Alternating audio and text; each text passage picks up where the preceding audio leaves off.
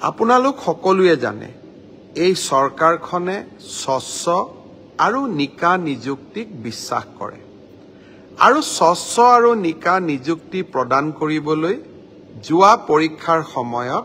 আমি ইণ্টাৰনেটৰ সেৱা বন্ধ কৰিছিলোঁ কংগ্ৰেছ দলে যথাৰীতি মোক সমালোচনা কৰিলে কিন্তু আজি ঝাৰখণ্ডত কংগ্ৰেছ দলৰ চৰকাৰে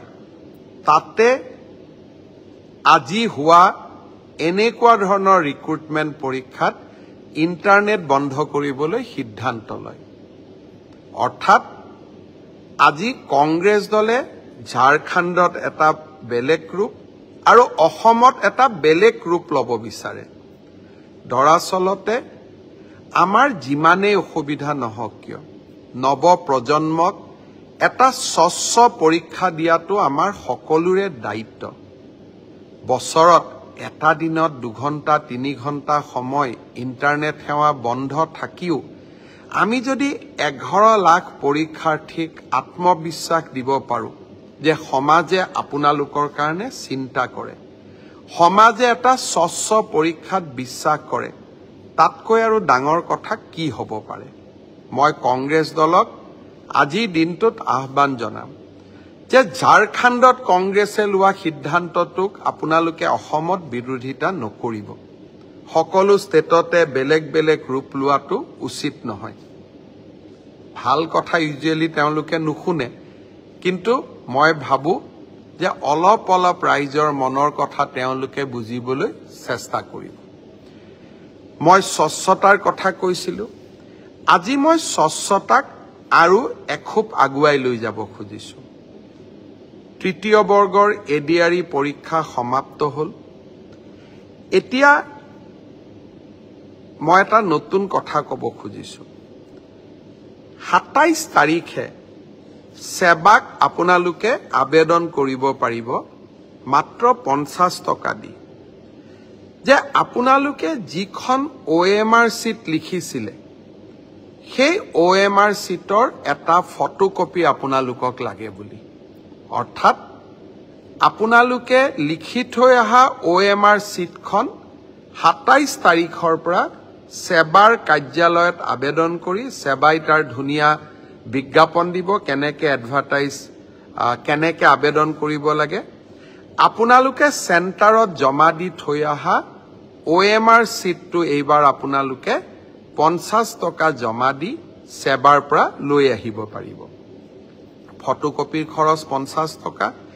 ঘৰত লৈ আহি OMR চিটটো এইবাৰ আপোনালোকে পৰীক্ষা কৰিব পাৰিব যে মই শুদ্ধ উত্তৰ দি আহিলো নে নাই শুদ্ধ উত্তৰটো কি 28 তাৰিখে আমি এনসাৰ কিটো সেৱাৰ ৱেবসাইটত আমি প্ৰকাশ কৰিম অৰ্থাৎ 27 তাৰিখৰ পৰা আপোনালোকে OMR চিটখন আবেদন কৰি সেৱাৰ পৰা ল'ব পাৰিব 28 তাৰিখে সেৱাৰ ৱেবসাইটত এনসাৰ কি প্ৰত্যেকটো প্ৰশ্নৰ উত্তৰ কি হোৱা উচিত তাকো আপোনালোকে চাব পাৰিব অৰ্থাৎ ঘৰতে বহি মইনো কিমান নম্বৰ পালো OMR চিটখন হাতত উলিয়াই লওক এনসাৰ কি লগত মিলাই চাওক আৰু 100ৰ ভিতৰত 50ৰ ভিতৰত মই কিমান নম্বৰ পালো হেয়া ঘৰতে বহি মই হিচাপ উলিয়াই ল'ব পাৰিম অৰ্থাৎ ৰিজাল্ট দিয়ালৈ অপেক্ষা কৰিবই নালাগে ভাৰতৰ কোনো প্ৰদেশতে এনেকুৱা সিদ্ধান্ত আগত গ্ৰহণ কৰা হোৱা নাছিল OMRৰ কপিও পাব আৰু এনসাৰ কিটো উপলব্ধ হ'ব এতিয়া আৰু এটা আমি স্বচ্ছতাক আৰু এখোজ আগুৱাই লৈ যাব খুজিছোঁ এনসাৰ কিটো আপোনালোকে চাই পেলাই মনত খুদুৱনি লাগিলে যে এইটো প্ৰশ্নৰ এইটোতো উত্তৰ নহয় উত্তৰটো বেলেগহে হ'ব লাগিছিলে 500 টকা দি আপোনালোকে সেৱাক জনাব পাৰিব যে আপোনালোকে প্ৰস্তুত কৰা উত্তৰটো ভুল হৈছে উত্তৰটো আসলতে পঞ্চপাণ্ডৱৰ তৃতীয়জন সন্তান ভীম নহয় অৰ্জুন সেৱাই ভীম বুলি এনসাৰ কিট লিখিলে আপোনালোকে শুদ্ধ কৰি দিলে সেৱাক যে আপোনালোকৰ এনসাৰ কিটো ভুল আচলতে পঞ্চপাণ্ডৱৰ তৃতীয়জন অৰ্জুন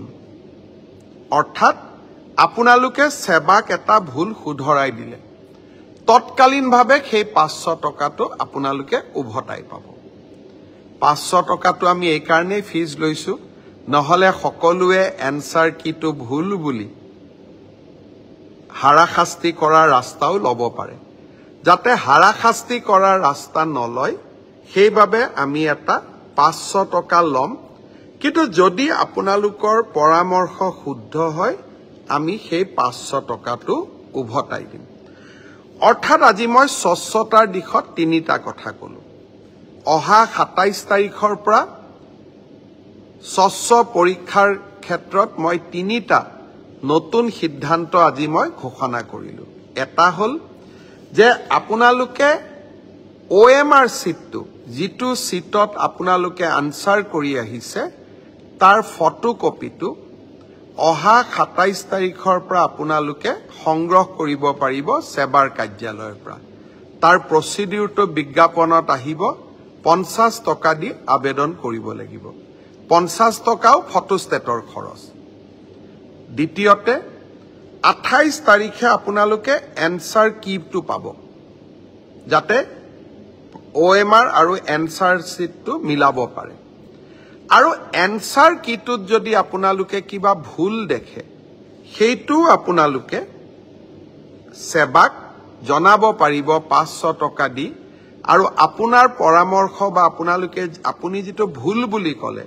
হি যদি বিশেষজ্ঞসকলে সঁচাই ভুল বুলি কয় আমি আপোনাক সেই 50 টকাটো উভতাই 500 টকাটো আমি উভতাই দিম একাংশ পৰীক্ষাৰ্থী আমাক প্ৰশ্ন কৰিছিল যে OMR সিটত ফটোটো কিয় দিছে মই চালু অন্ধ্ৰপ্ৰদেশ মহাৰাষ্ট্ৰ আজিকালি সকলো ৰাজ্যৰ পৰীক্ষাত OMR সিটৰ লগত ফটোটো দিয়ে যাতে এজন পৰীক্ষাৰ্থীৰ নামত আন এজন পৰীক্ষাৰ্থীয়ে পৰীক্ষাত অৱতীৰ্ণ হ'ব নোৱাৰে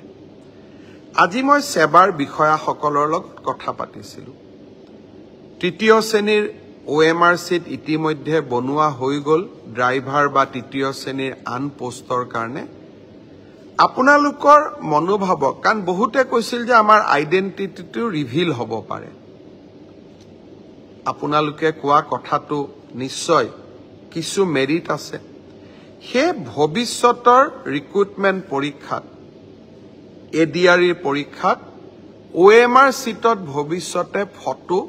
লগোৱা OMR সিট ব্যৱহাৰ নকৰিবলৈ মই সেৱাক পৰামৰ্শ দিছো তেওঁলোকে মোক কৈছে যে স্যাৰ 29 তাৰিখৰ পৰীক্ষাত এয়া সম্ভৱ নহব কিন্তু নৱেম্বৰৰ পৰা যি অক্টোবৰত যি আমাৰ পৰীক্ষা হ'ব তাত আমি OMR সিটত ফটো নাৰাখো অৰ্থাৎ এইখন চৰকাৰক কোনোবাই ইতিবাচক সমালোচনা কৰিলে ইতিবাচক পৰামৰ্শ দিলে তাক গ্ৰহণ কৰাৰ সততা আৰু সাহস আমাৰ আছে কাৰণ মই সদায় বিশ্বাস কৰো মুখ্যমন্ত্ৰী বা চৰকাৰ ৰাইজৰ ওপৰত নহয় মুখ্যমন্ত্ৰী বা চৰকাৰ ৰাইজৰ তলত শ্ৰদ্ধাৰ ৰাইজ ফিক্সিংক লৈও কেইটামান সমস্যা বিশেষকৈ নলবাৰীত এটা সমস্যা দেখা গৈছিল আমি এইকেদিন ন্যাশনাল ওমেন কমিশন আৰু বিভিন্ন কেন্দ্ৰীয় চৰকাৰৰ পৰীক্ষাত ফ্ৰিস্কিং কেনেকে কৰে তাৰ বিষয়েও আমি আলাপ আলোচনা কৰিছিলো সকলোৱে এটাই উত্তৰ দিছে যে যদি সেম জেন্ডাৰৰ মানুহে সেম জেন্ডাৰক ফ্ৰিস্কিং কৰে তেতিয়া তাত কোনো বাধা থাকিব নোৱাৰে অৰ্থাৎ মহিলাই যদি মহিলাক ফ্ৰিস্কিং কৰে পুৰুষে যদি পুৰুষক ফ্ৰিস্কিং কৰে তাত আপত্তিৰ কোনো থল নাথাকে আজি আমি ষ্টেট ওমেন কমিশন মহিলা আয়োগ আৰু বিভিন্ন পৰীক্ষাত গ্ৰহণ কৰা ব্যৱস্থাৱলী সম্পৰ্কে আজি আমি পৰ্যালোচনা কৰিলো পৰ্যালোচনাৰ অন্তত আমি এইটো সিদ্ধান্তত উপনীত হলো যে মহিলাই মহিলাক ফ্ৰিস্কিং কৰাত কোনো বাধা থাকিব নোৱাৰে পুৰুষে মহিলাক ফ্ৰিস্কিং কৰিব নোৱাৰে কিন্তু মহিলাই মহিলাক ফ্ৰিস্কিং কৰিব পাৰে আজি বিভিন্ন জনৰ লগত পৰামৰ্শ কৰি আমি এই বিষয়ে খবৰ ললো বিমান সেৱাত যেনেকৈ আপোনালোকে ফ্লাইটত গৈছে যে মই আপোনাক ফ্ৰিস্কিং কৰিম চাম আপোনাৰ শৰীৰটো আপোনাৰ আপত্তি আছে আপুনি ফ্লাইটত নুঠিব পাৰে কিন্তু বিনা ফ্ৰিস্কিং আপুনি ফ্লাইটত উঠিব নোৱাৰে ঠিক সেই ধৰণে আমি পৰীক্ষা হলৰ বাহিৰত আপোনাক সেম জেন্ডাৰৰ মানুহৰ হতুৱাই আপোনাক পৰীক্ষা আমি কৰিব লাগিব পৰীক্ষা কৰোতে আমি আপোনাৰ সন্মতি লম আপোনাৰ আমি সম্পূৰ্ণ আপোনাৰ প্ৰতি সৌজন্যতা আমি প্ৰকাশ কৰিম এইবাৰ অতিৰিক্তভাৱে মহিলাক ফ্ৰিস্কিং কৰাৰ সময়ত ছোৱালী পৰীক্ষাৰ্থীক ফ্ৰিস্কিং কৰাৰ সময়ত বা তালাচী চলোৱাৰ সময়ত সেই পৰীক্ষা কেন্দ্ৰত অতিৰিক্তকৈ আশা কৰ্মী বা অংগনবাদী কৰ্মী উপস্থিত থাকিব যাতে তেওঁলোকে যাতে গোটেই ব্যৱস্থাটো সৌজন্যতাৰ মাজত হৈছে সেই বিষয়ে তেওঁলোকে যাতে প্ৰমাণিত কৰিব পাৰে মই ভাবো ই আন এক বিতৰ্কৰো ওৰ পেলাব অহা 29 তাৰিখে তৃতীয় বৰ্গৰ আৰু দুটা পৰীক্ষা দুই বেলা অনুষ্ঠিত হ'ব যোৱাবাৰ হৈ যোৱা পৰীক্ষাৰ দৰে এইবাৰো পৰীক্ষা যাতে নিকা হয় তাৰ বাবে আমি প্ৰচেষ্টা চলাম